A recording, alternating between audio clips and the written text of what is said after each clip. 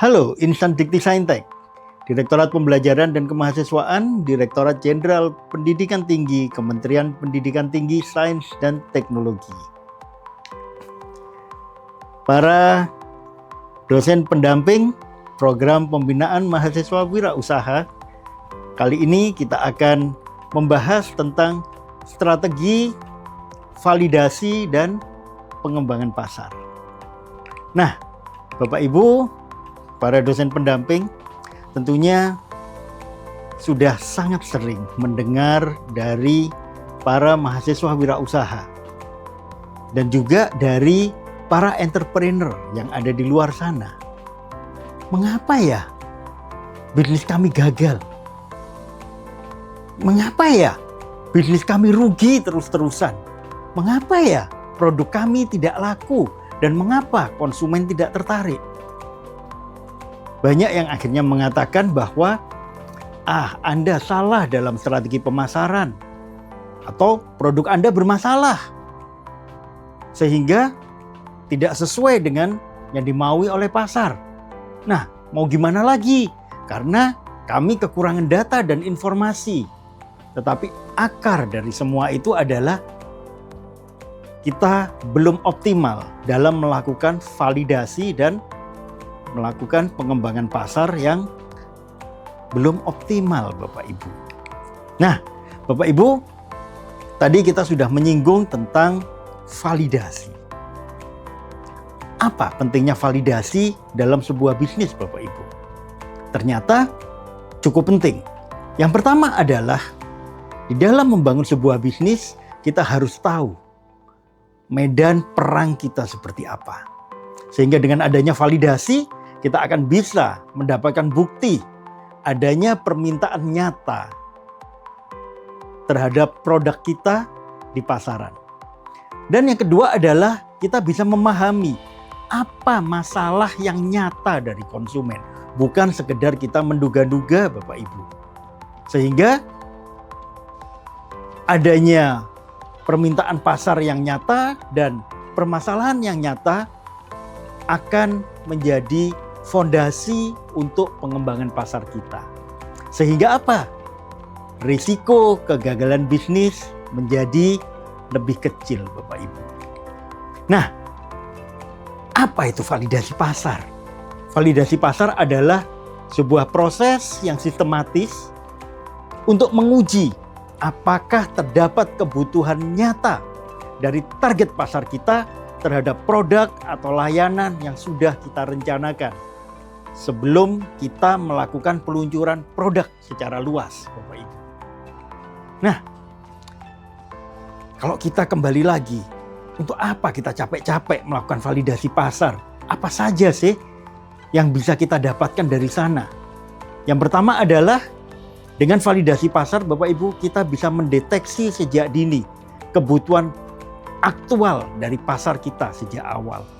Yang kedua adalah mengurangi risiko pengembangan produk yang tidak relevan. Sehingga apa? Kita tidak perlu mengeluarkan biaya yang besar yang akhirnya kita buang dengan sia-sia, Bapak Ibu. Kemudian kita juga bisa mengurangi waktu yang terbuang. Karena kita tidak bisa membeli dan mengembalikan waktu, Bapak Ibu. Waktu penting sekali bagi bisnis. Kenapa? Begitu kita terlewat momentumnya, bisa jadi kita ketinggalan untuk tren bisnis kita. Nah, yang berikutnya adalah kita bisa memastikan kesesuaian antara problem dengan solusi yang kita berikan. Atau biasa kita kenal dengan problem solution fit. Mengapa itu penting? Karena sejatinya sebuah bisnis adalah menciptakan solusi, tidak hanya menciptakan produk. Produk dan layanan adalah bentuknya, tetapi sejatinya kita menghadirkan solusi untuk permasalahan konsumen. Bapak Ibu bisa membayangkan produk atau layanan kita tidak dibutuhkan oleh konsumen. Maka konsumen tidak akan mau mengeluarkan uangnya, melakukan sacrifice atau pengorbanan untuk mendapatkan produk dan layanan kita. Sebaliknya, jika konsumen memang membutuhkan produk dan layanan kita, maka mereka akan mengorbankan banyak hal dan mereka dengan ikhlas melakukan itu untuk mendapatkan produk dan layanan kita. Dan yang keempat adalah tujuan validasi pasar menjadi dasar penentuan dari strategi pemasaran dan positioning kita. Kalau kita lihat banyak sekali teman-teman mahasiswa wirausaha yang memiliki strategi pemasaran dan positioning, tetapi ternyata setelah kita gali seberapa kuat strategi itu, data-datanya mana, ternyata datanya masih sangat lemah Bapak Ibu. Nah, inilah yang menjadi concern dari Bapak Ibu pendamping. Nah, validasi pasar, setelah kita mengetahui tujuannya, maka pertanyaan berikutnya adalah, terus apa yang harus kita lakukan?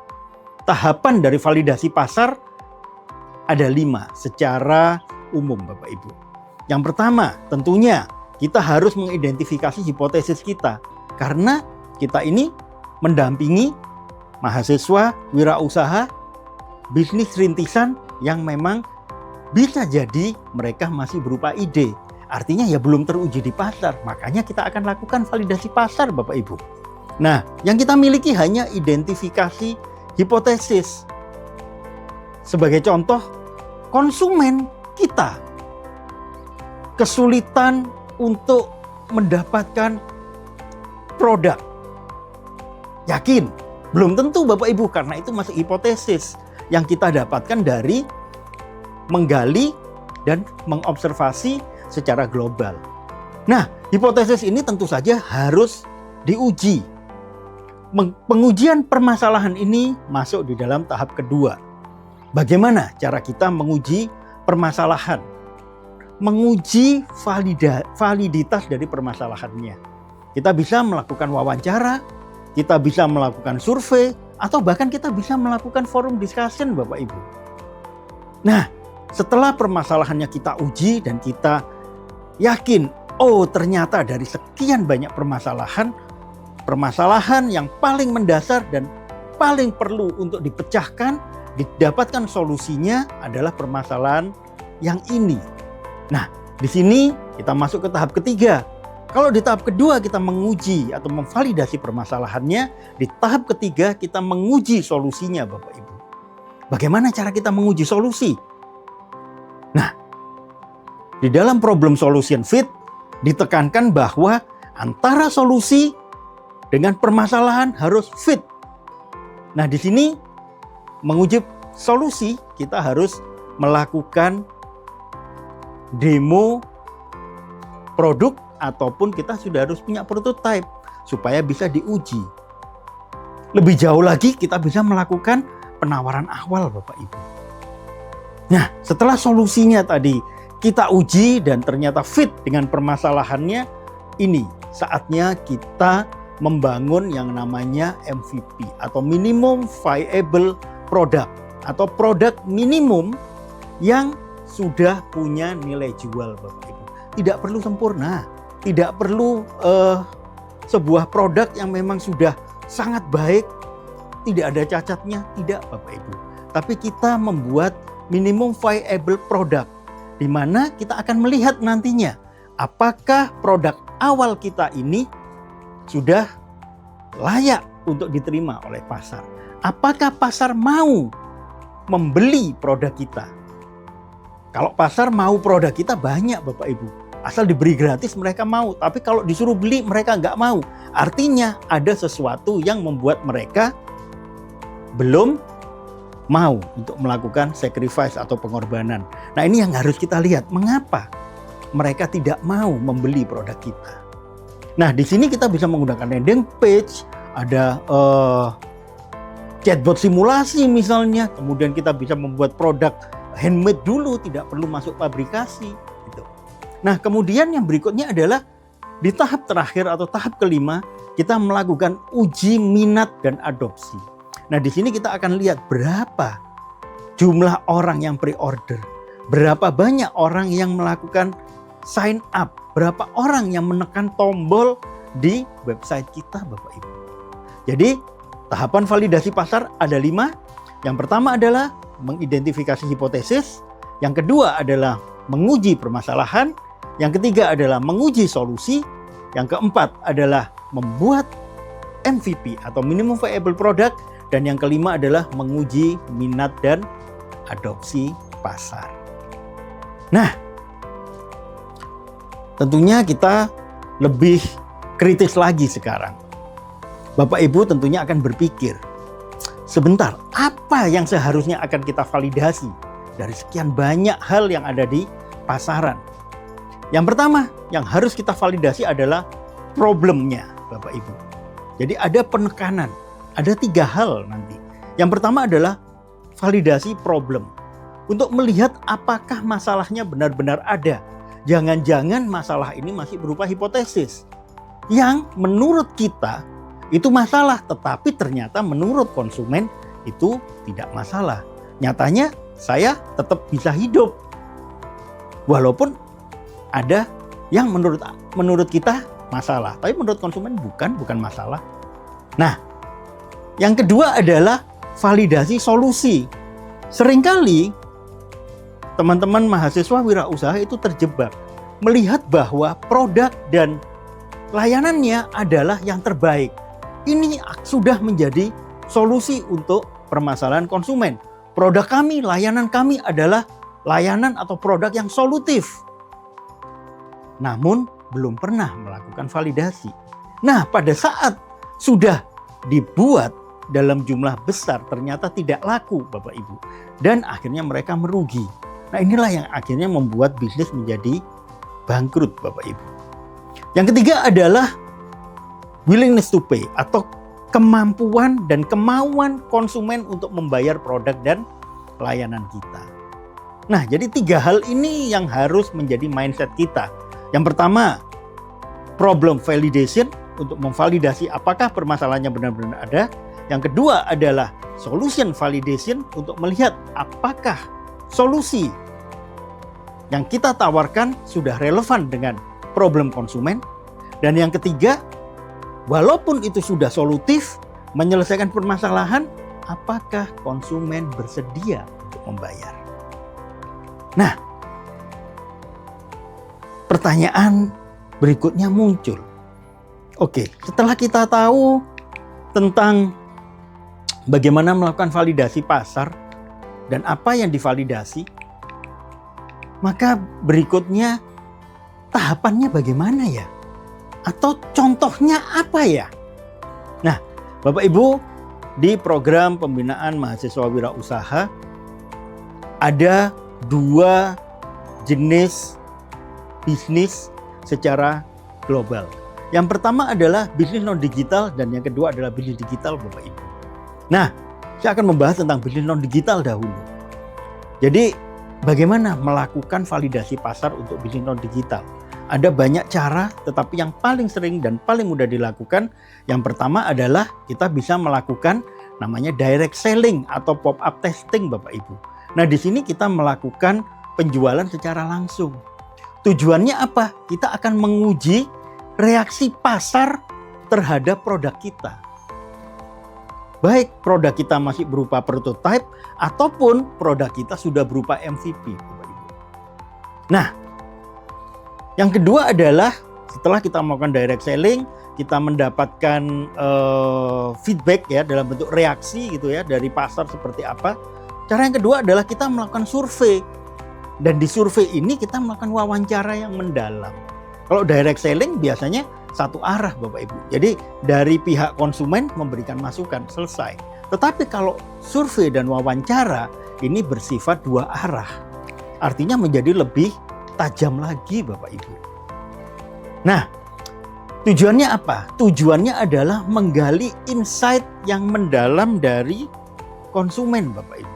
Kita akan tahu hal-hal yang belum disampaikan oleh konsumen kalau nggak ditanya. Nah, ini pentingnya kita melakukan wawancara. Yang ketiga, kita bisa melakukan uji coba gratis atau produk sampling. Supaya apa? Supaya konsumen bisa merasakan secara langsung dan mendapatkan pengalaman dari produk kita. Nah, bagaimana dengan bisnis digital? Validasi pasar untuk bisnis digital bisa dilakukan dengan cara landing page test. Jadi kita membuat landing page, kemudian kita ukur seberapa banyak orang yang menjadi calon konsumen kita tertarik dengan ide produk kita. Atau yang kedua adalah biasa dikenal dengan smoke test atau fake door test, Bapak Ibu. Nah, di sini tujuannya apa? Tujuannya untuk melihat minat beli terhadap produk yang belum ada atau fitur yang belum ada. Contohnya di dalam bisnis digital ada tombol untuk learn more misalnya, atau melihat lebih banyak lagi, atau tombol yang jika dia ditekan maka akan masuk ke sebuah halaman coming soon. Jadi produknya belum ada, tetapi memancing orang untuk kepingin tahu. Nah, kita akan lihat ini produknya belum ada aja orang udah kepingin tahu. Nah, ini dikenal dengan fake door test atau smoke test. Nah, kemudian bisa juga validasi dilakukan dengan digital ads. Digital ads di sini adalah advertorial atau iklan, Bapak Ibu. Jadi di sini kita melihat sebenarnya pesan apa sih yang menarik perhatian konsumen? Story apa yang menarik perhatian konsumen sehingga bisa kita munculkan di dalam validasi pasar kita. Nah, Bapak Ibu, strategi pengembangan pasar juga tidak kalah pentingnya. Ada beberapa strategi pengembangan pasar. Setelah kita melihat dari validasi pasar, dan validasi pasar tadi menjadi landasan untuk pengembangan pasar kita, maka strategi ini bisa digunakan. Saya akan bahas tentang bisnis non-digital dulu. Strategi pengembangan pasarnya seperti apa? Yang pertama adalah melakukan ekspansi geografis fisik, di mana kita bisa membuka beberapa cabang atau membuka reseller untuk mengembangkan pasar kita. Dan tentunya harus didasarkan pada validasi, Bapak Ibu. Kemudian kita juga bisa melakukan diversifikasi channel distribusi, masuk ke pasar retail, masuk ke marketplace yang sesuai dengan karakteristik konsumen. Kemudian kita juga bisa meningkatkan jangkauan melalui social commerce, melalui komunitas. Dan yang ketiga adalah kita bisa melakukan segmentasi demografi yang baru, Bapak Ibu. Kita sesuaikan produk dan layanan kita untuk segmen yang baru yang kita dapatkan dari hasil validasi pasar. Atau kita bisa menambah varian produk berdasarkan gaya hidup konsumen kita yang pada waktu hipotesis belum muncul. Baru muncul setelah kita melakukan validasi pasar. Nah, bagaimana dengan bisnis digital? Ekspansi geografisnya bagaimana? Kita lakukan secara digital, Bapak Ibu. Kita targetkan wilayah baru dengan konten yang sesuai dengan kearifan lokal. Atau kita bisa menambahkan bahasa misalnya. Atau customer service, layanan yang disesuaikan dengan perilaku masyarakat di sebuah daerah, Bapak Ibu. Nah, kemudian kolaborasi platform itu akan mengintegrasikan dengan ekosistem yang ada. Dan yang ketiga, kita untuk bisnis digital bisa melakukan referral program dan growth loop. Untuk apa? Untuk meningkatkan jumlah pengguna awal dengan memberikan insentif. Nah, setelah kita melakukan validasi pasar, kita mengetahui medan perang kita, kemudian kita mampu untuk mengembangkan pasar kita. Satu hal yang perlu diingat oleh Bapak Ibu dan boleh ditularkan kepada para mahasiswa wirausaha yang didampingi oleh Bapak Ibu adalah kenali lawanmu, tentukan medan perangmu, maka kemenangan akan ada di tanganmu. Terima kasih Bapak Ibu. Selamat mendampingi dan melahirkan wirausaha mahasiswa yang jauh lebih hebat.